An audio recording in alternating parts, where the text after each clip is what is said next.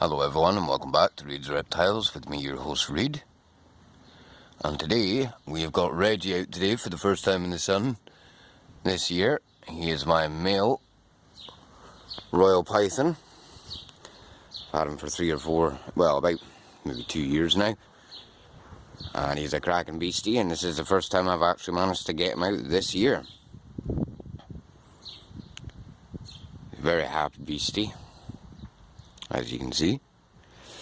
So, Royal Pythons, also known as ball pythons in America, come from Africa, the African continent. They live for around about 20 years, and most of these snakes will require at max, when fully grown, up to 5.5, maybe 6 foot at a push. They'll need a 4-foot vivarium at most. In the wild, they would be commonly found in gerbil burrows, because they would, generally speaking, these animals prey on gerbils. That's why a lot of people have a hard time feeding Royal Pythons, and why they're such fussy eaters, because their natural prey items are gerbils, as opposed to rats and mice, which are more European in nature. These snakes can be found throughout most of Africa, and to me they're absolutely cracking little beasties. I actually really enjoy the colour pattern. Reggie is, as far as I'm aware, he is just an original normal Royal Python. He's not got any albinoism in him or any other major genes or recessive genes. But of course, as you all know, some of these animals can be worth a lot of money if you have the right colorations, up to hundreds of thousands of pounds per animal. Reggie is an absolutely brilliant wee beastie. And he was a bit of a funny eater when I first got him, but after about 4 or 5 months of not eating, he eventually ate, and ever since then he's actually been a very good feeder. Royal Pythons, in my opinion, make relatively good first pet snakes, especially for anybody that wants to keep pythons. They're a very good starting point, along with corn snakes as well when it comes down to it. They're very placid, they're very tame, and they're relatively easy to keep, so long as you make sure that you keep the humidity up during shedding times and you keep their temperatures up. I would keep their temperatures around about 27 to 29 degrees Celsius in the hotter areas, and they will take all the more or less most of the standard items that you would have in a vivarium, which is grand. Reggie's got a pretty good nature about him. He can be a little bit snippy if he thinks he's getting food, but for the most part he's a cracking animal. Very easy to take care of. Not fussy at all, overall.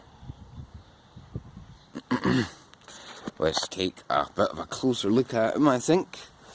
I know, guys, I'm just using my phone camera. I'm not actually using a tripod or anything, so you'll have to forgive the shakiness on the camera.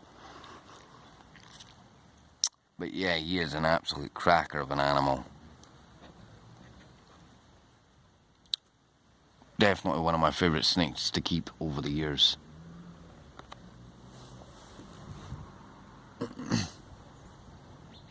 They're quite lazy snakes with their nature. They're not particularly active snakes.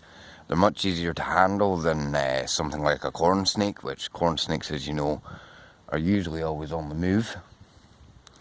Whereas this guy will quite happily just sit in your lap and chill out, which is great. Like all pythons, he has labial heat pits, which he'll use to sense his prey.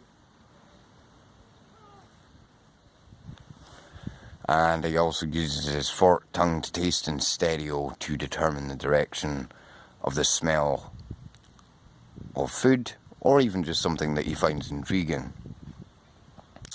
They're very shy in nature, and if they do feel threatened, as a general rule, they will ball up. They can defensively bite, like all snakes can, but it's very rare. You know, only if you corner one of these animals would they really be in the position where they would consider biting you. But as I say, this would very rarely happen when it comes to these animals. Their skin colour is reminiscent and broken up with their patterning to help them blend into the grasslands that they would naturally inhabit. These are not arboreal snakes. They would live in grass prairies, areas like that in Africa. They won't, generally speaking, climb trees or swim very often, but they can if they need to, if the need arises. As I say, generally speaking, they will retreat into burrows, usually the burrows of the prey animals that they've eaten, and they will basically sleep there until they feel the need to go out and feed again.